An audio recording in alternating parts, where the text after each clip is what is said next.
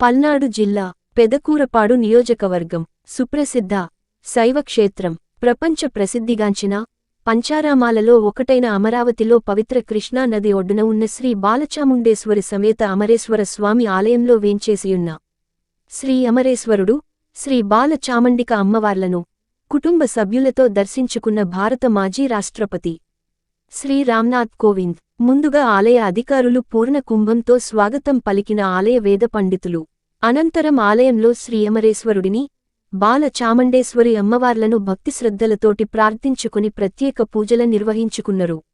భారత మాజీ రాష్ట్రపతి అమరావతి రాక సందర్భంగా పోలీస్ శాఖ 200 మంది సిబ్బందితోటి బందోబస్తు నిర్వహించిన పోలీస్ ఉన్నత అధికారులు. ఈ కార్యక్రమంలో ఐజీ సర్వశ్రేష్ఠ త్రిపాఠి, పల్నాడు జిల్లా కలెక్టర్ కె అరుణ్ బాబు, జిల్లా ఎస్పీ కంచి శ్రీనివాసరావు, ఆలయ ఈవో సునీల్ కుమార్, స్థానిక వేద పండితులు పాల్గొన్నారు.